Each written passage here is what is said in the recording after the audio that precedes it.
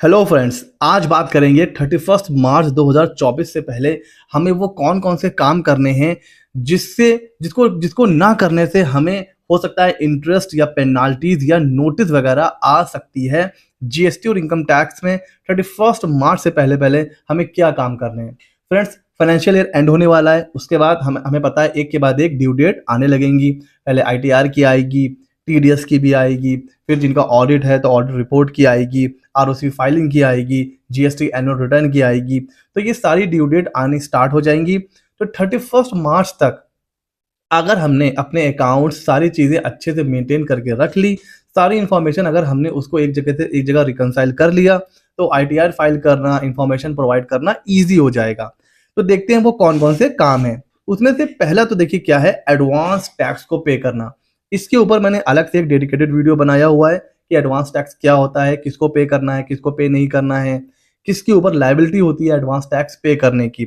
तो advance tax वैसे तो पे करने की जो लास्ट डेट थी वो 15 मार्च थी, लेकिन अभी भी ज़्यादा टाइम नहीं है। अगर आप अभी भी पे कर दोगे तो इंटरेस्ट तो अभी भी लगेगा, बट आप फिर भी कुछ इंटरेस्ट बचा सकते हो जब आप आईटीआर फाइल करोगे। तो हालांकि ड्यू डेट जा चुकी है, बट आप अभी भी एडवांस टैक्स पे कर सकते हो।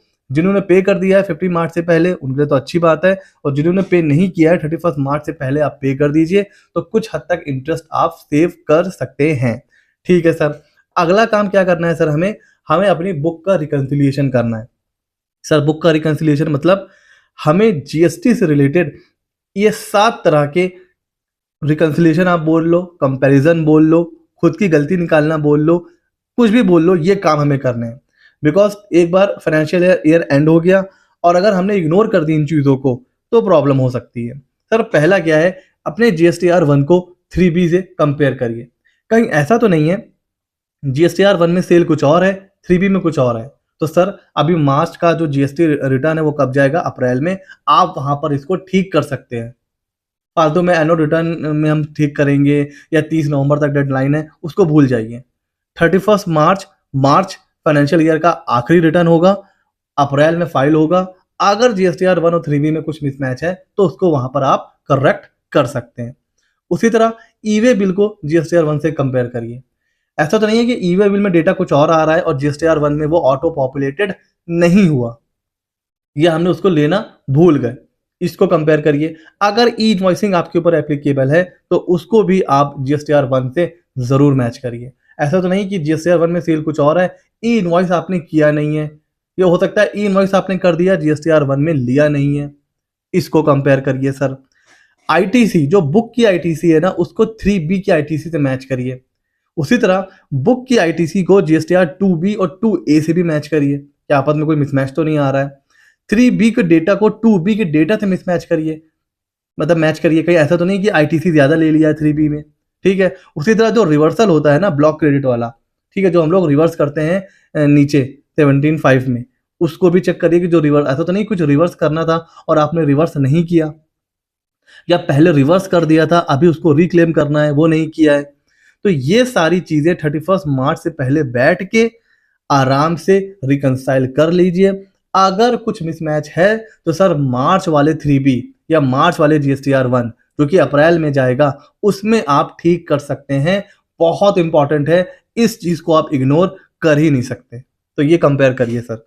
उसके अलावा सर क्या करना है, एलयूटी फाइलिंग। सर, ये एलयूटी क्या होता है, देखिए, जो लोग एक्सपोर्ट करते हैं ना, या फिर सप्लाई करते हैं किसको, SEZ को, इंडिया के बाहर एक्सपोर्ट कर रहे हैं, तो होता क्या है, एक ऑप्शन होता है कि आप बिना जीएसटी पे करे भी सेल कर सकते हैं अगर आप एक्सपोर्ट कर रहे हैं। उस केस में एक लेटर ऑफ अंडरटेकिंग जो है वो आपको फाइल करना होता है। तो अगर आप फाइनेंशियल ईयर 24-25 में ये रिबेट क्लेम करना चाहते हैं तो RFD11, इसको आपको 31 मार्च 2024 से पहले पहले फाइल करना है। उनको जो एक्सपोर्ट करते हैं या किसको सेल करते हैं, SEZ यूनिट को। ठीक है। तो एलयूटी फाइलिंग की जो लास्ट डेट है वो भी 31 मार्च है। अच्छा सर, अगला क्या काम करना है सर, कॉम्पोजिशन स्कीम। सर, इस बार आप रेगुलर स्कीम में थे बट आपका टर्नओवर कम है, आपको लग रहा है कि यार मेरे लिए कॉम्पोजिशन अच्छी है। अब कॉम्पोजिशन की लिमिट कितनी है ये मैं आपको नहीं बताऊंगा, आप कमेंट सेक्शन में मुझे बताइए कि कॉम्पोजिशन स्कीम ऑप्ट करने की जो टर्नओवर की लिमिट है वो कितनी है। ठीक है सर। ये आप मुझे कमेंट सेक्शन में बताएंगे। फिलहाल अगर आपको कॉम्पोजिशन स्कीम चूज करनी है, ऑप्ट करनी है नेक्स्ट फाइनेंशियल ईयर 24-25 के लिए, तो उसके लिए CMP 02 फॉर्म जो है वो आपको फाइल करना होता है पोर्टल पे। उसकी भी ड्यू डेट 31 मार्च है। तो नेक्स्ट फाइनेंशियल ईयर के लिए अगर आप कॉम्पोजिशन स्कीम चूज करना चाहते हैं तो सर आप 31 मार्च से पहले पहले फॉर्म को फिल कर दीजिए। ठीक हो गया सर, आगे चलते हैं।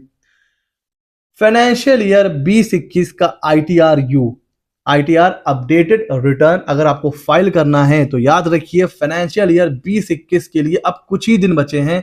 31 मार्च 2024 से पहले पहले ITRU फाइल कर दीजिए फाइनेंशियल ईयर 2021 के लिए।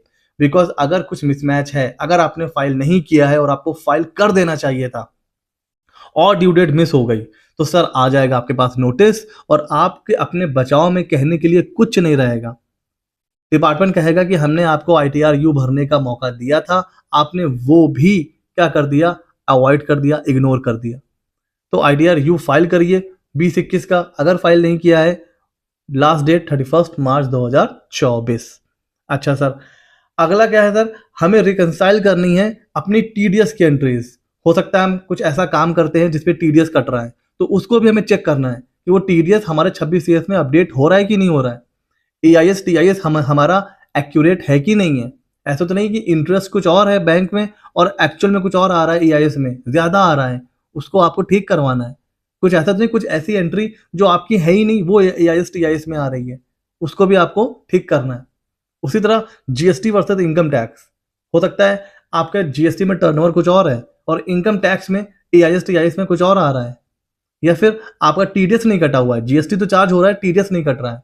तो ये GST वर्सेस इनकम टैक्स ये भी आपको रिकंसाइल करना है 31 मार्च से पहले, ताकि जो नेक्स्ट मंथ का रिटर्न आएगा वहां पर आपको कोई प्रॉब्लम नहीं हो, कुछ दिक्कत हो तो वहां पर आप ठीक कर सकते हो।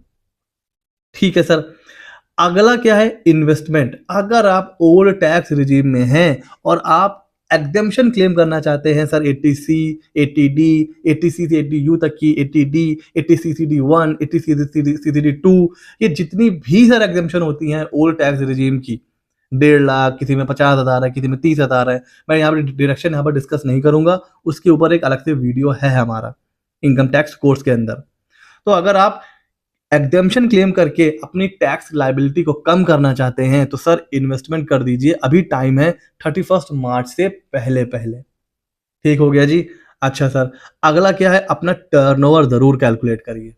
सर इससे क्या होगा, देखिए हमें पता है चाहे वो इनकम टैक्स हो या GST हो, बहुत से लॉ एप्लीकेबल हो जाते हैं अगर आप एक सर्टेन टर्नओवर को क्रॉस कर जाते हैं। जैसे गुड्स अगर आप सेल कर रहे हैं 40 लाख से ऊपर GST करवाना है, सर्विस है तो 20 लाख से ऊपर GST करवाना है। अब क्या होगा, आपने देखा कि भाई 31 मार्च मतलब अभी आपने देखा कि आपका जो टर्नओवर है वो 38 लाख हो रहा है, तो आप अगर GST में नहीं जाना चाहते हो तो आप अपनी सेल को कुछ थोड़ा सा डेफर कर सकते हो। मार्च की सेल को आप अप्रैल में दिखा सकते हो। इससे क्या होगा, जो आपका टर्नओवर है वो 40 लाख से 20 लाख से नीचे रहेगा, तो आपके ऊपर GST रजिस्ट्रेशन की जो लायबिलिटी है वो कहीं ना कहीं नहीं आएगी। उसी तरह जो प्रिजम्पटिव टैक्सेशन होता है इनकम टैक्स का, है ना, जिसमें 44AD हम लोग क्लेम करते हैं, जिसमें 2 करोड़ की लिमिट होती है, वो भी आप चेक कर लीजिए सर।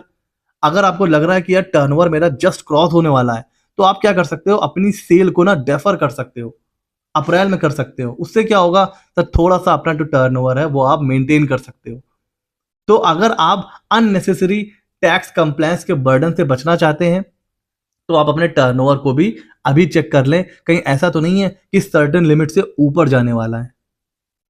ठीक है, तो ये वो चीजें हैं जो अभी हमने डिस्कस करी हैं, जिसको हमें 31 मार्च से पहले पहले कंप्लाई कर लेना है। अगर हमने इग्नोर किया तो हो सकता है कि हमारे पास नोटिस आ जाए, पेनाल्टी लग जाए या इंटरेस्ट हमारे ऊपर लग जाए।